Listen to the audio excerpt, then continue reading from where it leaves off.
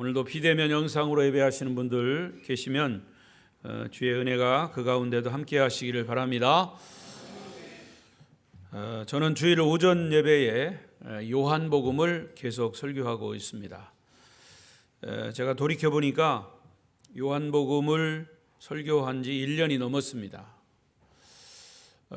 그럼에도 요한복음의 중요성이 그 어느 말씀보다도 중요하기 때문에 제가 1년 넘게 계속적으로 설교하고 있습니다. 요한복음의 주제는 예수 그리스도는 하나님의 아들이시다.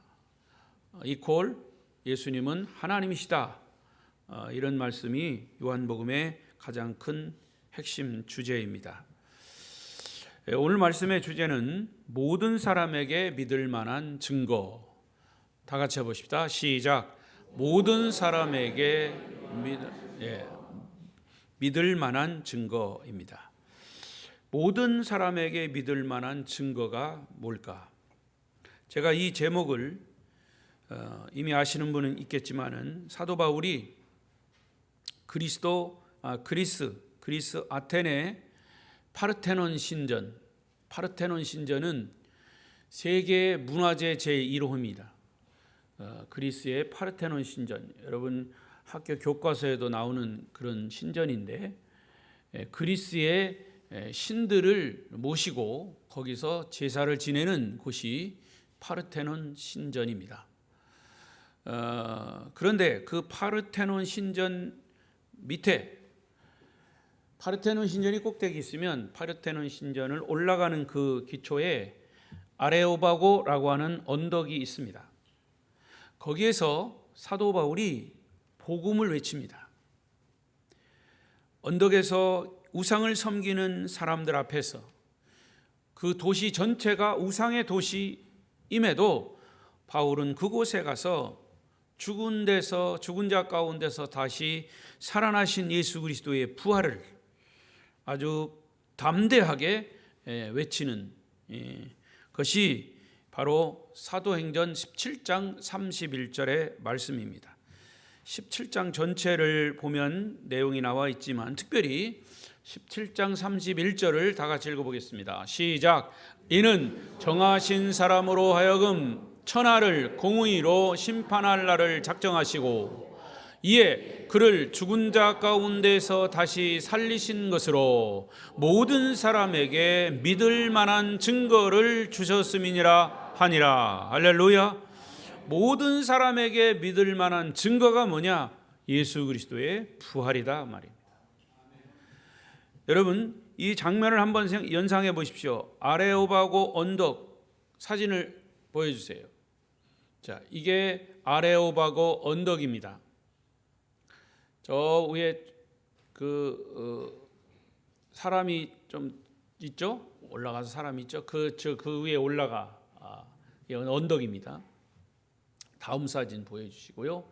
그 언덕 옆에 밑에 이 철판으로 되어 있는데 자세히 보면 저기가 저 헬라어로 그리스어로 사도행전 17장 전문을 저기에 새겨놓고 있습니다. 그 말은 사도 바울이 이 아레오바고 언덕에서 사도행전 17장에 기록한 이 말씀, 소위 복음, 그 중에서 예수 그리스도가 인류를 위해서 십자가에 달려 죽으셨고 다시 부활하신 이 사실들을 이곳에서 전했다라고 하는 것을 표하기 위해서 저렇게 철판에다가 17장 전체를, 사도행전 17장 전체를 기록해서 놓고 있습니다. 지금도 그곳에 가면 저기를 볼 수 있네요. 자, 근데 중요한 것은 또 한 장면을 보십시오.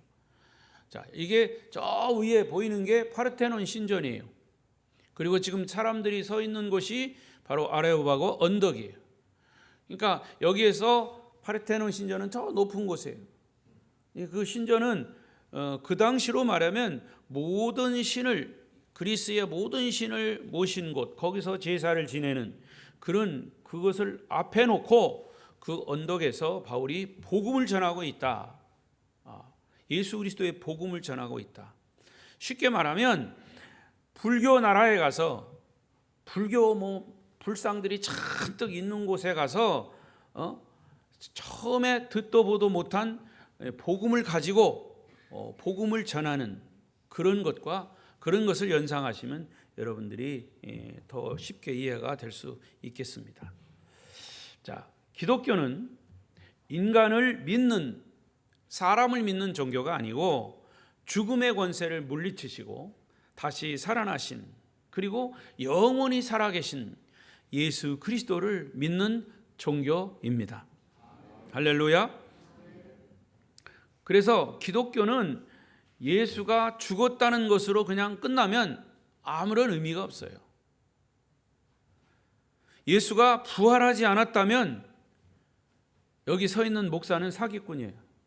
전 세계 기독교인은 다 헛된 것을 믿는 겁니다.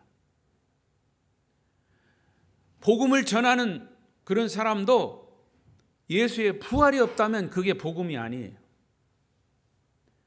지금 예배드리고 있는 여러분도 예수 그리스도의 부활이 없다면 헛된 시간을 보내는 겁니다. 우리가 드리는 예배의 대상은 부활하신 예수 그리스도이심을 믿습니다. 예수님의 부활을 믿지 않는 사람은 구원이 없어요. 아무리 윤리 도덕적으로 선하고 착해도 예수의 부활이 믿어지지 않으면 구원은 없는 겁니다. 왜냐? 예수님의 부활을 믿어야만 예수가 나의 구세주이심을, 구원자이심을 확증하기 때문입니다. 예수가 나의 구세주인 것을 증명하는 가장 확실한 것이 예수의 부활입니다. 이제 그 부활의 현장으로 여러분과 함께 지금 가보겠습니다.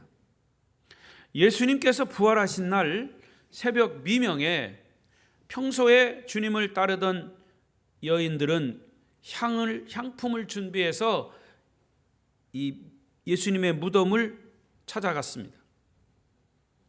그때 천사들이 나타나서 그 여인들에게 책망을 합니다. 어떤 책망을 하느냐? 어찌하여 산 자를 죽은 자 가운데서 찾느냐?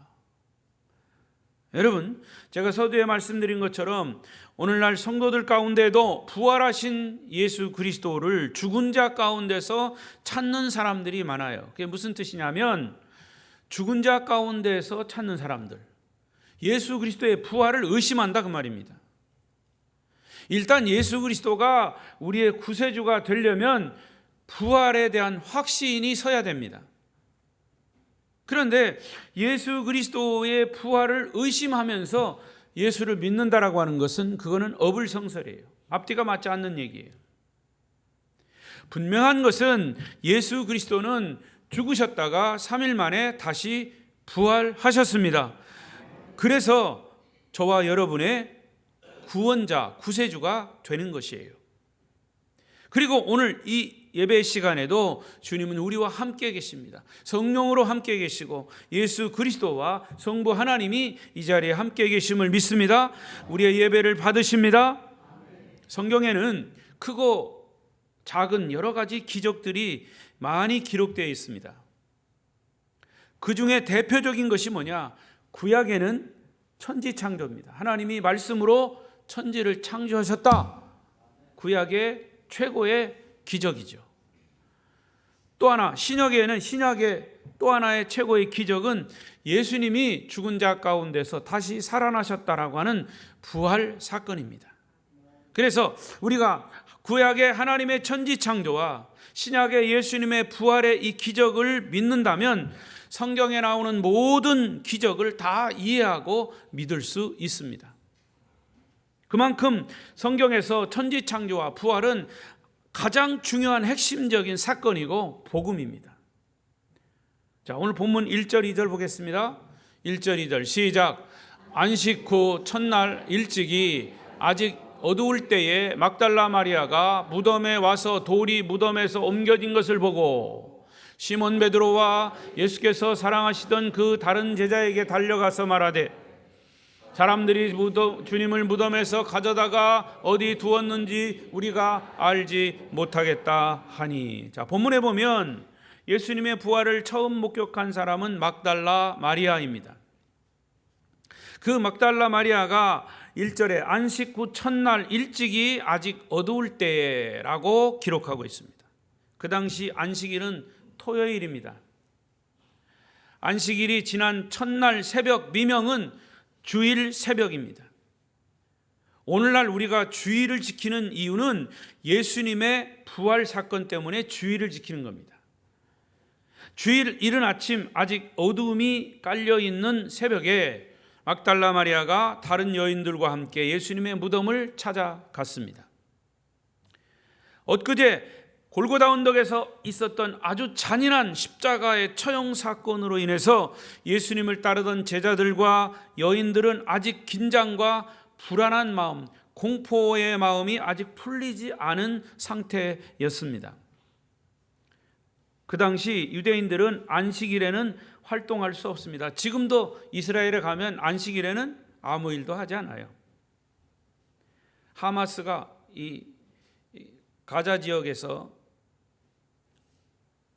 이스라엘을 공격한 날도 안식일입니다. 안식일에는 아무 일도 직장 일, 휴일이에요. 그 당시 유대인들은 안식일에는 활동할 수 없기 때문에 무덤에 갈 수도 없어요. 그래서 안식일이 지난 바로 새벽에 주일 아침에 기다렸다가 새벽에 주님의 무덤을 찾아간 겁니다. 누가복음에는 여러 명의 여인들이 무덤을 찾아갔다고 기록되어 있지만 오늘 요한복음에는 특별히 막달라 마리아에게 초점을 맞추고 있습니다. 왜냐? 막달라 마리아는 과거에 7 귀신이 들려서 짐승처럼 소위 미친 사람처럼 살았던 여인입니다. 그런데 그녀가 예수님을 만남으로 영생을 얻었고 변화되어서 새 사람이 되었습니다. 그리스도의 사랑을 아주 진하게 느꼈던 여인입니다. 여러분, 사람은요, 사랑을 받은 만큼 다른 사람을 사랑할 수 있습니다. 은혜를 받은 만큼 주님께 헌신할 수 있습니다. 막달라 마리아는 주님께 받은 그 은혜와 사랑이 너무 컸기 때문에 자신의 인생을 구원하시고 변화시킨 그 주님에 대한 사랑이 누구보다도 특별했습니다. 그래서 막달라 마리아가 가장 먼저 예수님의 무덤을 찾아갔는데 거기 도착해 보니까 무덤을 지키던 로마 군인은 온데간데 없습니다. 무덤 입구를 막았던 육중한 돌문이 열려 있습니다. 무덤 안에는 사람이 없이 텅 비어 있었던 것이죠. 예수님의 시신도 없어졌습니다. 그래서 그녀는 본능적으로 누가 예수님의 시신을 훔쳐갔구나 라고 하는 생각이 들었던 거죠.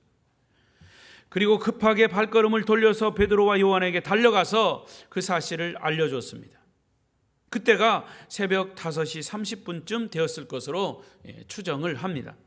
만약 막달라 마리아, 사실은 이 막달라 마리아도 예수님의 부활에 대한 믿음이 없었습니다. 그러니까 예수님의 시신을 도둑 맞은 것으로 생각했던 거죠. 여러분, 우리가 부활을 믿지 못하면 성경의 많은 진리들이 깨달아지지 않아요. 깨닫지 못해요.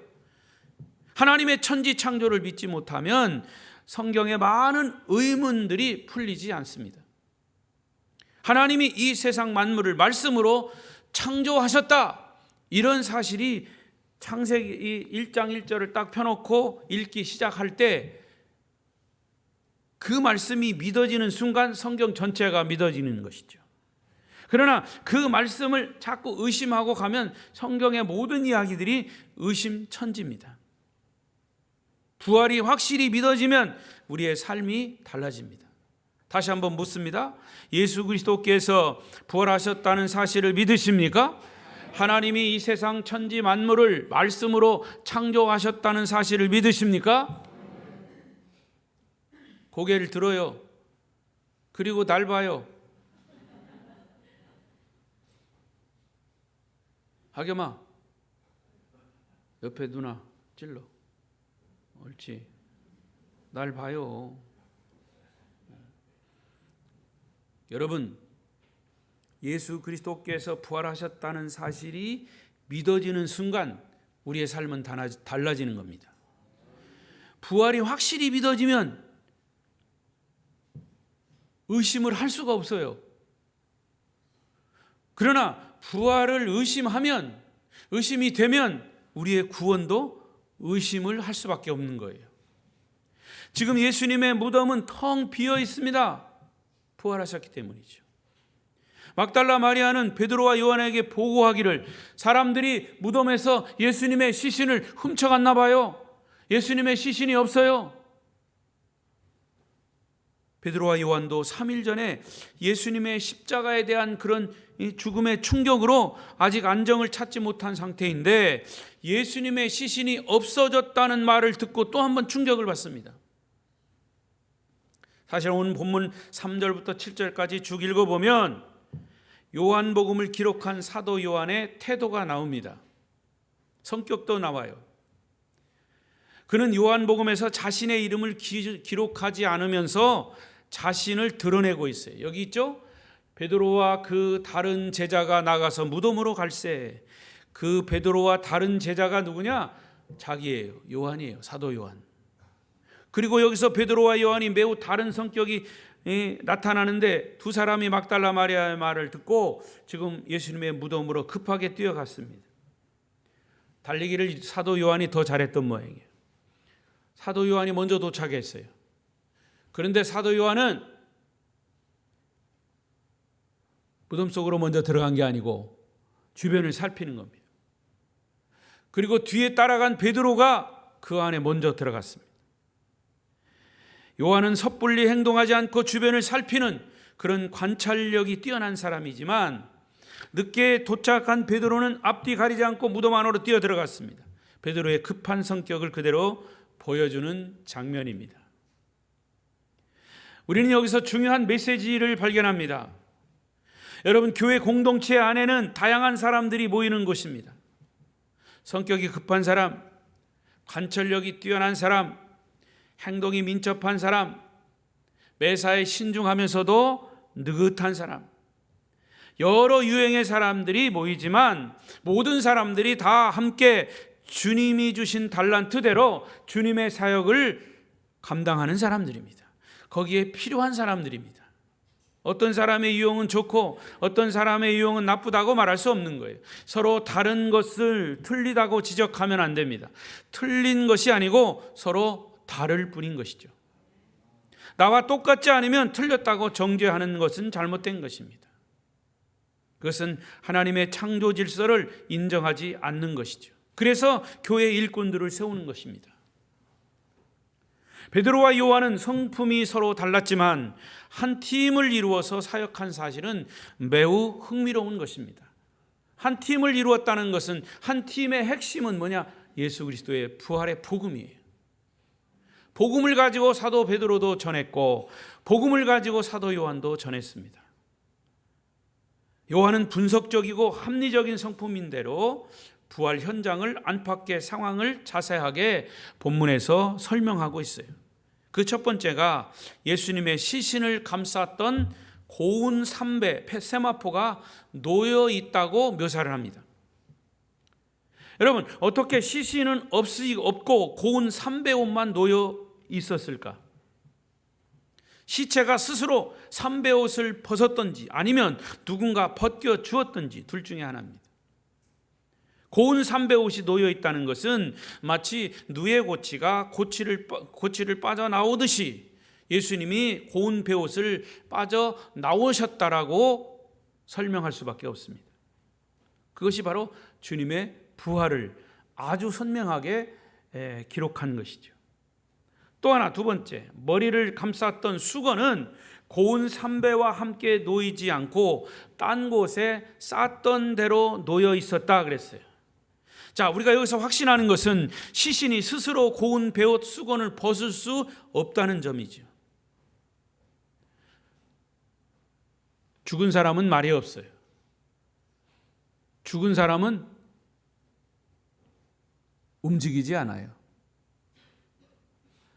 고운 삼배옷과 수건이 따로 놓였다는 것은 시신이 그대로 빠져나갔다라고 하는 것 외에 달리 설명할 방법이 없는 거예요. 이것은 예수 그리스도의 부활은 확실한 것이다. 그런데 이런 상황에서 부활을 믿지 못하는 제자들과 여인들 보십시오. 8절 9절입니다. 시작. 그때야 무덤에 먼저 갔던 그 다른 제자도 들어가 보고 믿더라. 그들은 성경에 그가 죽은 자 가운데서 다시 살아나야 하리라 하신 말씀을 아직 알지 못하더라. 자, 가로를 쳐놨어요. 가로를 쳐놨어요. 이 가로를 쳐놓은 것은 그 상황을 지금 설명하는 겁니다. 제자들이 평소에 예수님이 말씀하신 부활에 대해서 믿었다라면 모든 의심은 쉽게 풀렸을 겁니다. 자, 막달라 마리아가 무덤의 상황을 가서 보고를 했습니다. 예수님이 없습니다. 시신을 누가 훔쳐갔나 보나 봅니다. 이랬을 때 베드로와 이 요한이 그렇다면 우리가 예수님이 살아계실 때 3일 만에 부활하신다라고 하는 이 사실을 설명했잖아. 이야기했잖아. 그 부활의 사실이 정말 진짜구나. 이렇게 확신을 했을 겁니다. 그러나 제자들은 주님의 부활을 믿지 않았기 때문에 지금 매우 혼란스러워하는 겁니다. 여러분도 예수님이 부활했다는 사실을 성경의 기록만으로 보고 이게 진짜냐 가짜냐 이거 잘 모르겠다. 난 잘 모르겠다. 아마 이렇게 계속 헷갈릴 때가 있습니다. 아마 이 자리에도 헷갈리는 사람 아직도 있을 겁니다. 창세기 1장 1절 태초에 하나님이 천지를 창조하시니라 라고 하는 말씀이 확실히 믿어지는 순간 성경의 모든 세계는 파노라마처럼 열리게 되는 줄로 믿습니다. 하나님이 천지 만물과 인간을 창조하셨는데 무엇인들 못하겠습니까? 하나님이 죽은 자를 살리시고 없는 것을 있게 하는 일은 아주 쉽게 하십니다. 말씀으로 하셨기 때문에. 하나님의 천지 창조를 인간의 이성으로 이해하려고 하니까 이해가 안 되는 거예요. 인간의 이성과 잘 맞는 것은 창조론이 아니라 진화론입니다. 따라서 사람들은 진화론이 과학적 사실이 아님에도 불구하고 거기에 매력을 느끼는 거고 학교에서도 진화론을 가르치는 겁니다. 제자들은 예수님이 죽으시고 3일 만에 부활하신다고 하는 이 말씀을 3년 동안 볼 때 공식적으로 3번씩이나 심각하게 말씀을 하셨어요. 그러나 제자들은 거기에 대해서 듣기만 한 거죠. 제자들 각자의 마음속에는 그게 의심이 됐던 겁니다. 여러분, 설교 시간에 목사가 열심히 설교해도 여러분의 마음의 그 믿음의 분량은 각각 달라요. 그건 알 수가 없어요. 저와 여러분과 하나님만 하시는 거죠. 그러나 저는 이 성경을 확실히 믿기 때문에 확실히 믿는 제가 여러분에게 확실히 믿으라고 계속 설교하는 거예요. 할렐루야. 그럼에도 불구하고 제자들은 주님의 그 부활하심에 대해서 혼란에 빠져 있어요. 그러면서 예수님이 말씀하신 대로 정말 다시 살아나셨구나, 부활하셨구나 하면서 거기에 따른 반응을 합니다. 그게 10절이에요. 시작. 이에 두 제자가 자기들의 집으로 돌아가니라. 사실은 베드로와 요한은 할 말을 잃었어요. 여러분, 사람들은요 예수를 믿지 않고 반대하다가 정말 하나님이 살아계신 증거들이 기적적으로 주변에 나타나면 할 말을 잃어요. 할 말을 잃을 수밖에 없어요.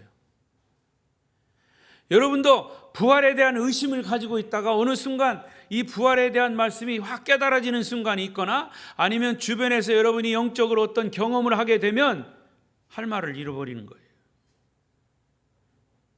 지금 그들은 예수님의 부활을 믿지도 못하고 부인도 못하면서 어정쩡한 상태가 되었습니다. 이것이 2000년 전 예수님이 십자가 죽음 이후에 3일 새벽에 5시쯤 일어난 예수의 부활 사건이에요. 지금 여러분들은 예수님의 이 부활의 현장을 보면서 어떤 생각이 드십니까? 지금 제자들의 모습이 저와 여러분, 저는 아니에요. 여러분의 모습은 아닙니까? 의심되는 그런 생각을 가지고 있는 여러분의 모습은 아닙니까? 이제 장면이 바뀌어서 무덤 안을 지키던 두 천사가 등장을 합니다. 두 천사가 등장합니다. 막달라 마리아는 예수님의 무덤을 떠나지 않고 그대로 남아서 누가 예수님의 시신을 훔쳐갔는지 알아보려고 합니다. 이미 베드로와 요한은 그 자리를 떠났습니다. 그런데 그렇게 돌아가면 안 되잖아요. 사도들이 그렇게 돌아가면 안 돼요. 어떻게 예수님의 시신을 찾아야 되는데 그들은 돌아갔습니다. 여러분, 이런 의심이 우리의 의심일 수 있다는 겁니다. 예수님이 설마 다시 살아나셨을까? 평소에 부활을 하시다던 그 말씀이 설마 사실일까? 여러분, 사람이 사랑을 하게 되면 아무도 못 말립니다. 사랑은 이론이 아니라 실천이에요. 막달라 마리아의 예수님의 사랑이 그랬습니다. 11절 12절을 보십시오. 막달라 마리아입니다. 시작. 마리아는 무덤 밖에 서서 울고 있더니 울면서 구부려 무덤 안을 들여다보니 흰옷 입은 두 천사가 예수의 시체 뉘었던 곳에 하나는 머리편에 하나는 발편에 앉았더라. 베드로와 요한이 예수님의 무덤 안에서 보지 못한 천사를 막달라 마리아가 본 것입니다. 사실 이 두 천사는 베드로와 요한이 집으로 돌아간 후에는 나타난 게 아니에요. 거기 이미 있었습니다. 처음부터 무덤 안에 있었습니다. 막달라 마리아는 예수님의 시신을 찾으려고 울다가 다시 무덤 안을 들여다보았을 때 거기 두 천사가 앉아있는 것을 발견했다는 것이죠. 얼마나 놀랐겠습니까? 여기서 우리는 또 한 가지 깨닫습니다. 여러분, 예배 드리는 이 순간에도 천사가 보이지 않는, 우리의 육의 눈에 보이지 않는 천사가 우리와 함께 있다는 것을 믿으시기 바랍니다. 지금 천사는 우리의 예배를 돕고 있습니다. 다만 우리 중에 그 천사를 느끼는 사람도 있고 느끼지 못하는 사람도 있고 졸고 있는 사람도 있고 있는 것이죠. 예수님이 겟세마네 동산에서 땀이 핏방울이 되도록 기도하실 때 마귀는 예수님께 공격했습니다. 그러나 천사는 예수님의 기도를 도왔습니다.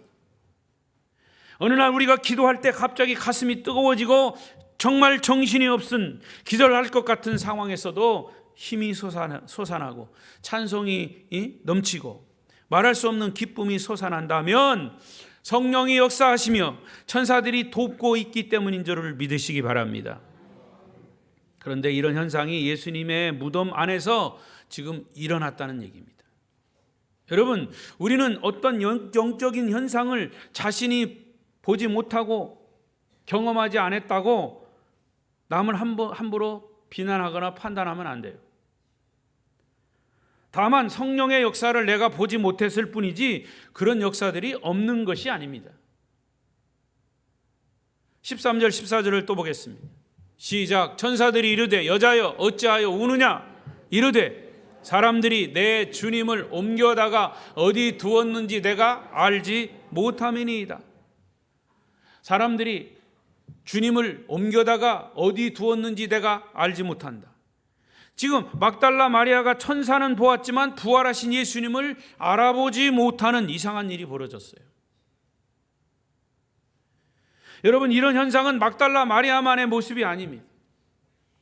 역시 저와 여러분의 모습일 수 있습니다. 어떤 때는 저도 문득 믿음이 없다는 것을 발견해요. 다만 믿음이 있는 척하는 것은 아닌가 하는 그런 생각이 들 때도 있어요. 왜냐? 결정적인 순간에 내 이성적인, 합리적인, 세상적인 생각이 내 생각 속으로 확 들어옵니다. 제가 여러분에게 질문하겠습니다. 사랑하는 남편들이요, 아내들이요, 남편을 사랑하십니까? 아내를 사랑하십니까?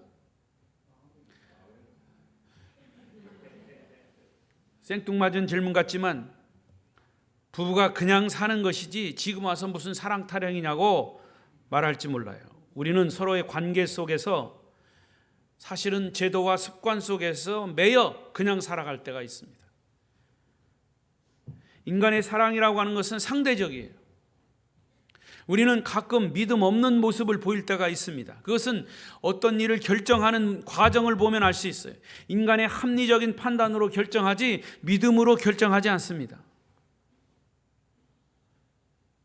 하나님을 개입시키지 않고 내 스스로 인본주의적으로 그렇게 판단합니다. 그런 경우에 우리에게 주님에 대한 사랑과 믿음이 없다는 것을 알고 깜짝깜짝 놀라게 됩니다. 막달라 마리아도 지금 그런 상태예요. 예수님을 열심히 사랑했습니다. 그리고 예수님은 십자가에 돌아가셨습니다. 그렇지만 주님을 사랑하는 마음으로 이른 새벽에 무덤으로 달려왔습니다. 그런데 예수님의 시신이 없어진 겁니다. 그녀는 예수님의 부활은 생각지도 못했어요. 이런 모습이 우리의 신앙의 어정쩡한 모습일 수 있다고 말이에요. 예수님의 부활을 의심하는 모습. 드디어 부활하신 예수님은 울고 있는 마리아에게 나타나셨어요. 그녀가 울고 있을 때도 부활하신 주님은 다른 곳에 가신 것이 아니라 바로 그곳에 계셨습니다. 여러분, 우리가 고통받고 있을 때, 우리가 절망하고 있을 때, 사랑하는 사람을 잃고 슬퍼할 때 부활하신 주님은 항상 여러분 곁에 계심을 믿으시기 바랍니다. 그게 믿음이에요. 다만 우리가 주님을 보지 못하고 느끼지 못할 뿐이죠. 자기의 고통과 슬픔이 크면 그 고통과 슬픔에 가려져 가지고 주님이 보이지 않는 겁니다. 자기 생각이 많고 고민이 많으면 아무것도 보이지 않아요. 내가 평소에 부르짖었던 하나님, 그 하나님이 느껴지지도 않아요. 막달라 마리아도 주님의 시신이 없어졌다는 생각 때문에 부활하신 주님을 거기서 보지 못한 겁니다. 15절 16절 보십시오. 시작. 예수께서 이르시되 여자여 어찌하여 울며 누구를 찾느냐 하시니 마리아는 그가 동산지기인 줄 알고 이르되 주여 당신이 옮겼거든 어디 두었는지 내게 이르소서 그리하면 내가 가져가리이다. 예수께서 마리아야 하시거늘 마리아가 돌이켜 히브리 말로 라보니 하니 이는 선생님이라 하는 말이라. 예수님이 말씀하시는데도 부활하신 주님이 말씀하시는데도 마리아는 부활하신 주님이신 줄을 알아보지 못하고 거기 동산지기인 줄 알았어요.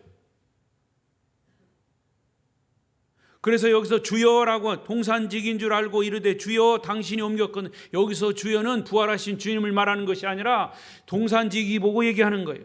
당신이 예수님의 시신을 옮겼으면 갖다 달라고. 여러분, 우리가 정말 결정적인 순간에 믿음이 있다고 하면서 믿음 없는 소리를 하고 있어요. 마리아도 부활하신 주님을 알아보지 못하고 있어요. 이게 영적인 소경의 모습입니다. 금식하며 기도해도 예수님이 보이지 않고 예배를 드리는 중에도 천사가 도와주는 것을 알아차리지 못하는 것은 영적인 눈이 가려졌기 때문입니다. 결국 예수님이 마리아야 라고 부르자 그때야 정신이 번쩍 들면서 마리아는 부활하신 예수님을 알아보고 라보니 선생님, 랍비 선생님이라고 고백한 것이죠. 그제야 영적인 눈이 열린 겁니다. 여러분, 영안이 열린, 영적인 눈이 열린 사람은 세 가지를 봅니다. 여러분 스스로 판단해 보십시오. 영안이 열린 사람은 세 가지를 볼 수 있어요. 세 가지가 보여요. 첫 번째, 자신의 단점이 보입니다. 그러니까 자기 주제를 아는 거죠. 영안이 열린 사람. 두 번째, 상대방의 누가 됐든지 장점이 보입니다.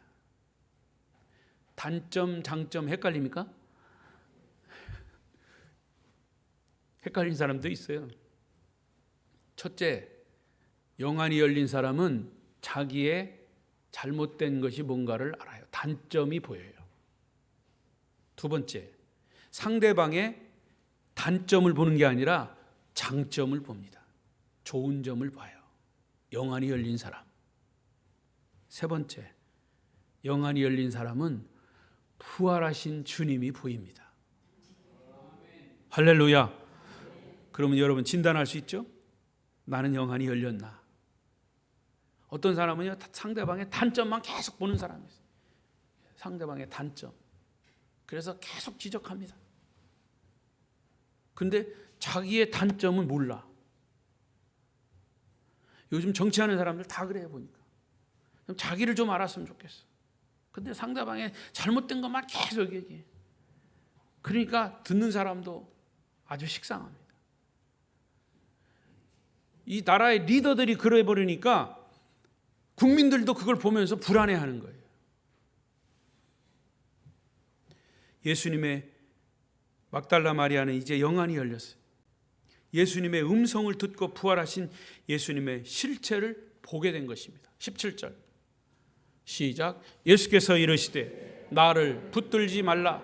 내가 아직 아버지께로 올라가지 아니하였노라. 너는 내 형제들에게 가서 이르되 내가 내 아버지 곧 너희 아버지 내 하나님 곧 너희 하나님께로 올라간다 하라 하시니. 18절 막달라 마리아가 가서 제자들에게 내가 주를 보았다 하고 또 주께서 자기에게 이렇게 말씀하셨다 이르니라. 부활하신 예수님을 본 막달라 마리아는 이제 그 자리에 가만 있을 수가 없었습니다. 자기가 만난 부활하신 주님을 사도들에게 다시 전해야만 했습니다. 그래서 집으로 돌아간 제자들에게 달려가서 내가 부활하신 주님을 보았습니다. 내가 부활하신 주님을 만났습니다. 부활하신 주님을 만난 사람은 이것을 전하지 않을 수가 없는 것이죠. 이제 말씀을 맺겠습니다. 성도 여러분이요, 예수님의 부활은 사실입니다.